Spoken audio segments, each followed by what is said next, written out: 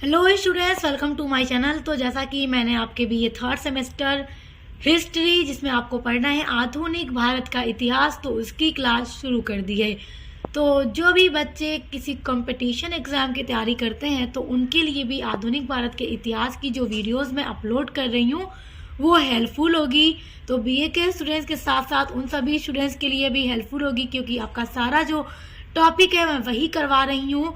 तो हिस्ट्री की जो प्लेलिस्ट है वो मैंने बना दी है, हिस्ट्री ऑफ मॉडर्न इंडिया की। तो प्लेलिस्ट की लिंक मैं आपको डिस्क्रिप्शन बॉक्स में दे दूंगी। उसमें एक क्रम में मैं सारी वीडियोस को अपलोड कर रही हूँ, तो आप लोग चेक करके पढ़ते रहिए। देखिए, जैसा कि हमने टॉपिक शुरू किया हुआ है भारतीय पुनर्जागरण का, जिसमें हमने सामाजिक धार्मिक सुधार आंदोलन के बारे में हम पढ़ रहे हैं। तो आज का वीडियो उस क्रम में दूसरा वीडियो है, समाज सुधार आंदोलन के क्रम में दूसरा वीडियो है।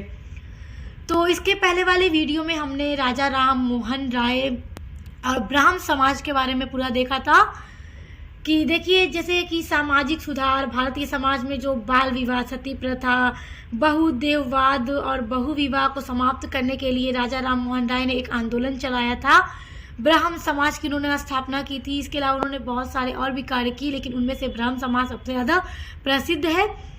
तो सब कुछ हमने पूरा डिटेल में इसके पहले वाली वीडियो में पढ़ लिया है। तो आज की वीडियो में हम उसी के आगे का टॉपिक पढ़ेंगे। हम ईश्वर चंद्र विद्यासागर के बारे में, और इसके अलावा एक और था प्रार्थना समाज, उसके बारे में भी हम आज की वीडियो में पूरा डिस्कस करने वाले हैं, जो आपकी एग्जाम के पॉइंट ऑफ व्यू से मोस्ट इम्पॉर्टेंट है। तो देखिए, भारतीय समाज में उस टाइम 19वीं सदी में जो स्त्रियों की दशा थी वो बहुत खराब थी। स्त्रियों, महिलाओं को शिक्षा नहीं दी जाती थी। मतलब पूरी तरह से भारतीय समाज जो था वो कुरीतियों, रूढ़वादियों से भरा हुआ था। महिलाओं को, यदि कोई महिला विधवा हो गई है तो वो पुनर्विवाह नहीं कर सकती। बाल विवाह, सती प्रथा, ये सारी चीज़ें एकदम आम थी भारतीय समाज में।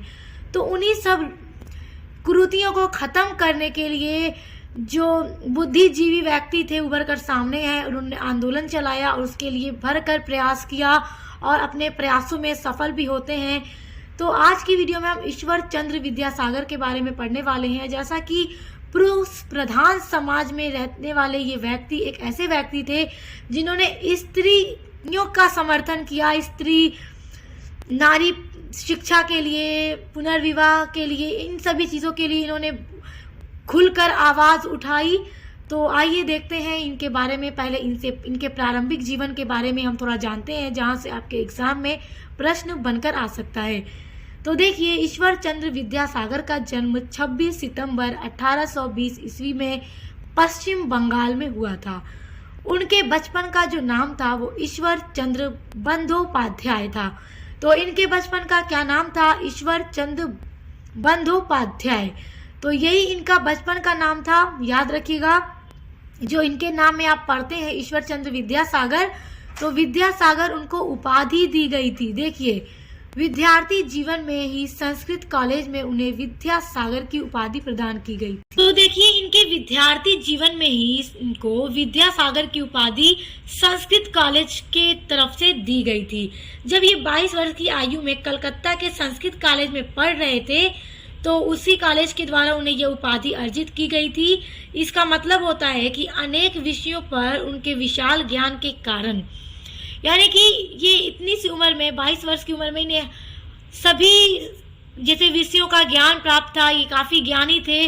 और विद्यासागर का संस्कृत में अर्थ होता है कि ज्ञान का सागर होना, तो इसीलिए उनको विद्यासागर की उपाधि दी गई थी।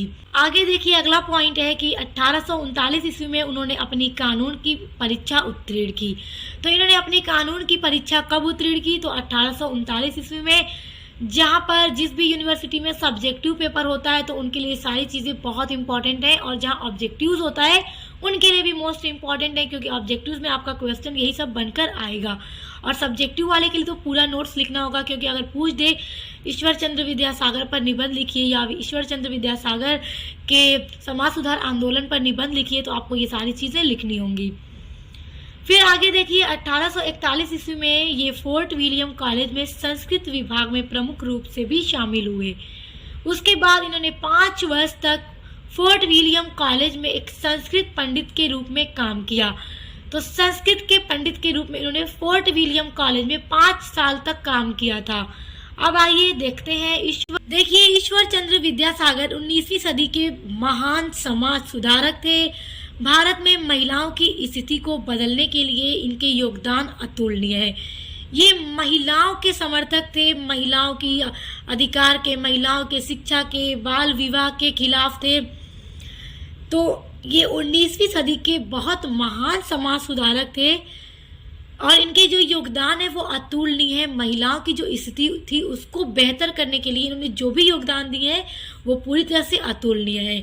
देखिए, बाल विवाह, महिलाओं के अधिकार और शिक्षा के अधिकार के लिए तथा विधवा के पुनर्विवाह के लिए इन्होंने आंदोलन चलाया, खुलकर आवाज उठाई कि बाल विवाह नहीं होना चाहिए और महिलाओं को शिक्षा ग्रहण करने का पूरा अधिकार होना चाहिए। और जिस भी महिला का पति मर गया है, जिसके पति का निधन हो गया है, तो उसको दूसरा विवाह करने का पूरा अधिकार होना चाहिए। इस पर उन्होंने खुलकर आवाज उठाई।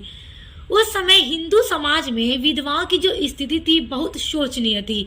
शोचनीय का मतलब होता है जिसको देखकर एकदम दुख हो, जैसे कि एकदम दुख हो, जिसे देखकर दुख दिखाया जाता है कि एकदम सिंपैथी वाला व्यक्ति। तो उस समय हिंदू समाज में जो विधवाओं की स्थिति थी बहुत शोचनीय थी, बहुत बुरी थी। इन्हीं के प्रयासों से ब्रिटिश सरकार ने 1856 ईस्वी में विधवा पुनर्विवाह अधिनियम पारित किया। तो प्रश्न पूछ देगा कि विधवा पुनर्विवाह अधिनियम किसके प्रयासों से पारित किया गया? तो ईश्वर चंद्र विद्यासागर के प्रयासों से ही इन्होंने इतना प्रयास किया कि ब्रिटिश सरकार के द्वारा 1856 ईस्वी में विधवा पुनर्विवाह अधिनियम को पारित कर दिया गया कि जिस भी महिला के पति की मृत्यु हो जाती है तो उसे दूसरा विवाह करने का पूरा अधिकार है।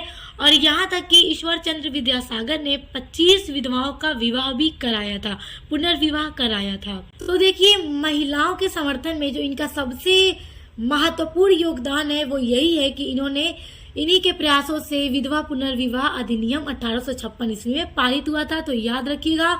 इसके अलावा देखिए, ये नारी शिक्षा के समर्थक थे।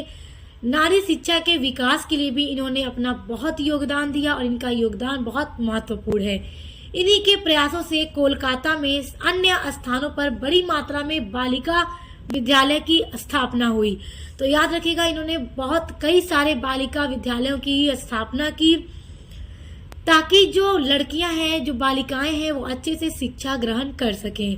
इसके अलावा इन्होंने शिक्षा के क्षेत्र में भी अपना योगदान दिया है। जैसे कि जब ये संस्कृत कॉलेज में पढ़ा रहे थे तो उस समय इन्होंने शिक्षा प्रणाली में नई नई अवधारणाओं का भी परिचय दिया। इसके अलावा संस्कृत के अलावा, क्योंकि ये संस्कृत कॉलेज में पढ़ा रहे थे, तो वहाँ पे संस्कृत के अलावा छात्राओं को उन्होंने अंग्रेजी तथा बांग्ला की शिक्षा के माध्यम से जोड़ा कि उन्हें अंग्रेजी की भी शिक्षा दी जानी चाहिए, बांग्ला भाषा की भी शिक्षा दी जानी चाहिए। फिर देखिए, इस महान समाज सुधारक की मृत्यु 29 जुलाई 1891 ईस्वी को हो गई थी।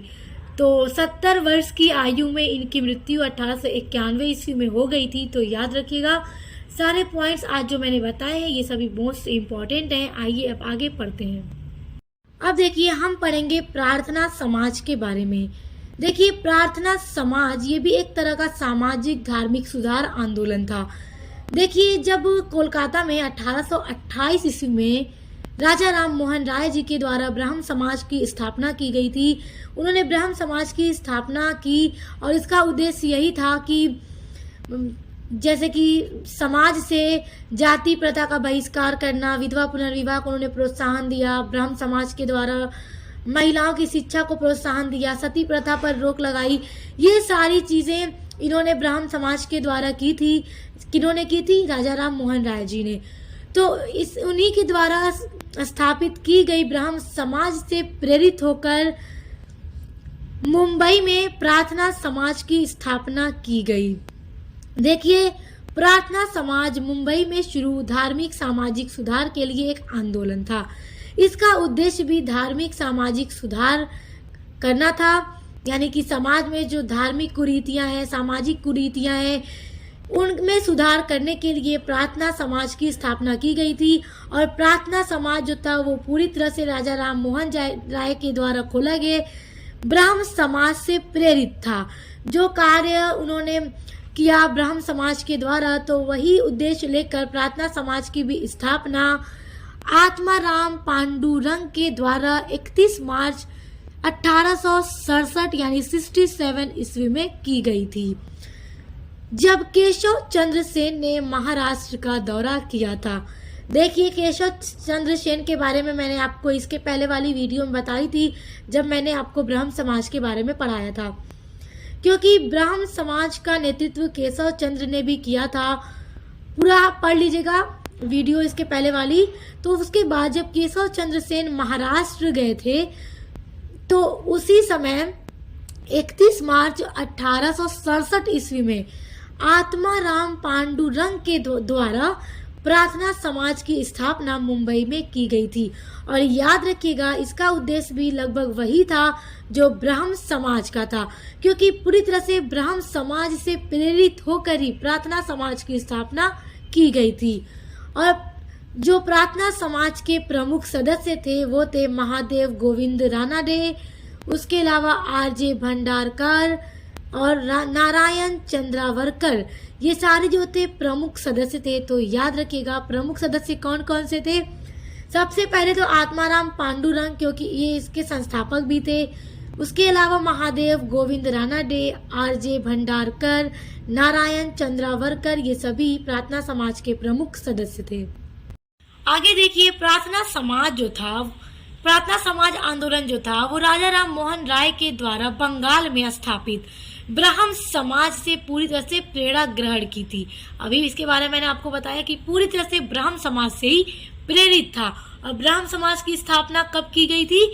तो 1828 ईस्वी में की गई थी राजा राम मोहन राय जी के द्वारा।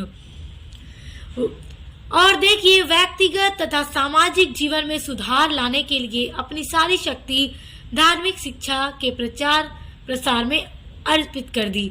जो इसके प्रमुख सदस्य थे, जिसके बारे में अभी मैंने आपको बताया, उन सभी व्यक्तियों ने, उन सभी समाज सुधारकों ने अपना पूरा जीवन, अपनी पूरी शक्ति समाज में सुधार लाने और धार्मिक शिक्षा में सुधार लाने के लिए अपने आप को, अपने जीवन को समर्पित कर दिया। प्रार्थना समाज का जो उद्देश्य था, क्या था? इसका उद्देश्य लोगों को एक ईश्वर में विश्वास करना और एक ईश्वर की पूजा करना बताना था। जिस तरह से राजा राम मोहन राय जी ने बताया कि ईश्वर एक है, जो लोग मूर्ति पूजा करके उसमें ईश्वर को ढूंढने का प्रयास करते हैं तो वो गलत है। तो उसी तरह से प्रार्थना समाज का उद्देश्य भी यही था कि एक ईश्वर में विश्वास रखा जाना चाहिए और एक ईश्वर की ही पूजा करना चाहिए, क्योंकि ईश्वर एक है। इसके अलावा प्रार्थना समाज ने अंतरजातीय भोजन, अंतरजातीय विवाह को भी प्रोत्साहन दिया। यानी कि क्या होता था पहले समाज में कि अपने जाति के लोगों का ही लोग भोजन खाते थे, दूसरी जाति को अछूत समझते थे, नीचा समझते थे, नहीं खाया करते थे। तो प्रार्थना समाज ने इसको भी प्रोत्साहन दिया कि अंतरजातीय भोजन भी खाओ, क्योंकि इन लोगों ने खाया। और अंतरजातीय विवाह को भी प्रोत्साहन दिया। इसके अलावा विधवा पुनर्विवाह और महिलाओं तथा दलित वर्गों की स्थिति में सुधार लाने के लिए इन्होंने खुद को पूरी तरह से समर्पित कर दिया। देखिए किस तरह से इन्होंने समाज में सुधार लाने के लिए अपने आप को, अपने जीवन को पूरी तरह से समर्पित कर दिया। अब देखिए, प्रार्थना समाज के 5 मुख्य उद्देश्य थे। इन उद्देश्यों को आपको याद रखना है, परीक्षा के दृष्टि से महत्वपूर्ण है। अगला बिंदु देखिए, प्रार्थना समाज के 5 मुख्य उद्देश्य क्या क्या थे? 5 मुख्य उद्देश्य। पहला मुख्य उद्देश्य ये था कि अछूतोद्धार को प्रोत्साहन देना, जिनको समाज में अछूत समझा जाता था, क्योंकि उस समय 19वीं शताब्दी में 2 वर्ग बन गए थे, ऊंच और नीच। तो ऊंचे वर्ग वाले नीचे वर्ग वाले को अछूत समझते थे। तो जो महान समाज सुधारकों के द्वारा आंदोलन चलाया गया समाज सुधार करने के लिए, तो उसमें अछूतोद्धार को प्रोत्साहन दिया गया। दलित वर्ग की जो स्थिति थी समाज में, उसको सुधारने का प्रयास किया गया। दूसरा उद्देश्य था जाति प्रथा का बहिष्कार करना।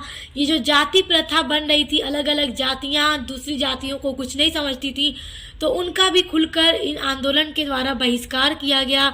जाति व्यवस्था का पूरी तरह से विरोध किया गया। तीसरा उद्देश्य था विधवा पुनर्विवाह को प्रोत्साहन, क्योंकि उस समय के समाज में विधवाओं की जो स्थिति थी बहुत खराब थी, सबसे खराब स्थिति विधवाओं की थी। तो इसलिए जितने भी महान समाज सुधारक थे उन्होंने विधवा पुनर्विवाह पर पूरी तरह से जोर दिया था और खुलकर आवाज उठाई थी। चौथा जो उद्देश्य था वो महिला शिक्षा पर था, क्योंकि उस समय महिलाओं को शिक्षा भी नहीं दी जाती थी। तो इसलिए प्रार्थना समाज ने भी महिलाओं के शिक्षा के लिए खुलकर आंदोलन किया। पांचवा उद्देश्य था बाल विवाह का विरोध, यानी कि जो छोटे में बच्चों की शादियां करा दी जाती थी तो उसका भी खुलकर विरोध किया गया कि बाल विवाह नहीं किया जाना चाहिए। तो ये 5 मुख्य उद्देश्य था प्रार्थना समाज का, आप इसको याद रखिएगा, परीक्षा के दृष्टि से मोस्ट इम्पॉर्टेंट है। इसके अलावा देखिए ये जो सभा थी प्रार्थना समाज, इस सभा के प्रयास के द्वारा ही रात्रि पाठशालाएं की स्थापना की गई। इसके अलावा अनेक अनाथालय खोला गया और विधवा आश्रम भी खोले गए। तो याद रखिएगा इन्हीं के प्रयासों से हुआ था ये सब कुछ। इसके अलावा इस सभा ने सुबोध पत्रिका भी निकाली। तो प्रश्न पूछ देगा सुबोध पत्रिका किस सभा के द्वारा निकाली गई थी? तो प्रार्थना समाज के द्वारा निकाली गई थी। तो याद रखिएगा बहुत महत्वपूर्ण ऑब्जेक्टिव्स में अक्सर पूछता है। देखिए जो भी प्रमुख सदस्य थे प्रार्थना समाज के, उसमें से महादेव गोविंद राणा दे जो थे, जब ये आते हैं इस प्रार्थना समाज में तो ये जो प्रार्थना समाज था और भी ज्यादा लोकप्रिय हो जाता है। और महादेव गोविंद राणा जी ने विधवा पुनर्विवाह संघ बनाया और डेक्कन एजुकेशन सोसाइटी के भी ये संस्थापक थे। तो पूछ देगा विधवा पुनर्विवाह संघ किसने बनाया? तो महादेव गोविंद राणा डे ने बनाया। और डेक्कन एजुकेशन सोसाइटी के संस्थापक कौन थे? तो महादेव गोविंद राणा डे थे। तो याद रखिएगा। अब देखिए मुंबई में प्रार्थना समाज की शुरुआत की गई थी। ये जो आंदोलन था मुंबई से शुरू हुआ था और धीरे धीरे मुंबई के पश्चात ये धीरे धीरे जो इसका विस्तार था वो पुणे, अहमदाबाद, सतारा और अहमदनगर आदि स्थानों में भी हुआ। यानी कि ये सिर्फ मुंबई तक सीमित नहीं रहा, ये इतने जोरों शोरों से आगे बढ़ा कि जो इसका विस्तार था वो पुणे में, अहमदाबाद में, सतारा जिले में और अहमदनगर आदि जगहों पर इसका विस्तार बहुत तेजी से हुआ। अच्छा इसके अलावा देखिए प्रार्थना समाज से ही प्रेरित होकर इसके अंतर्गत ही एक आर्य महिला समाज की भी स्थापना की गई थी। और ये जो आर्य महिला समाज था उसकी स्थापना सन 1882 ईस्वी में की गई थी। किसके द्वारा की गई थी? तो पंडित रमाबाई के द्वारा पुणे में की गई थी। तो याद रखिएगा किसके द्वारा की गई थी? पंडित रमाबाई के द्वारा की गई थी। और इस प्रार्थना समाज के अंतर्गत ही महिलाओं की जो समाज में स्थिति थी उसको सुधारने के उद्देश्य से आर्य महिला समाज की स्थापना की गई थी। तो प्रश्न बनकर आएगा आर्य महिला समाज की स्थापना किस सभा के अंतर्गत की गई? तो प्रार्थना समाज के अंतर्गत। किसने की? तो पंडित रमाबाई ने 1882 ईस्वी में पुणे में की थी। तो देखिए उस समय जो महिलाओं की स्थिति थी वो बहुत ही बेकार थी, शिक्षा नहीं दी जाती थी, बाल विवाह कराया जाता था, विधवा पुनर्विवाह नहीं कराया जाता था और महिलाओं की शिक्षा को बढ़ावा देना आर्य महिला समाज का प्रथम उद्देश्य था। तो याद रखिएगा प्रार्थना समाज से आपके जो भी प्रश्न बनकर आएंगे वो इन्हीं पॉइंट से बनकर आएंगे। तो इससे आपके कोई भी प्रश्न नहीं छूटेंगे, जो भी प्रश्न आएंगे वो यहीं से आएंगे। तो आई होप आप इन सभी को बहुत अच्छे से समझ गए होंगे। समझ गए तो वीडियो को लाइक कमेंट शेयर कर दिया कीजिए और ज्यादा से ज्यादा वीडियो को शेयर किया कीजिए। अच्छा देखिए आपका समाज सुधार आंदोलन से अभी एक और वीडियो आएगा जिसमें हम स्वामी विवेकानंद के द्वारा जो भी समाज सुधार के लिए आंदोलन चलाए गए, जो भी कार्य किए गए, उनके योगदान को पढ़ेंगे और स्वामी दयानंद सरस्वती के बारे में भी हम पढ़ेंगे। तो उन सभी को हम नेक्स्ट वीडियो में पढ़ेंगे। तो चैनल को सब्सक्राइब करके बेल आइकन को प्रेस कर लीजिए ताकि आने वाली वीडियोस के नोटिफिकेशन आपको मिलते रहे। तो हम मिलते हैं नेक्स्ट वीडियो के साथ।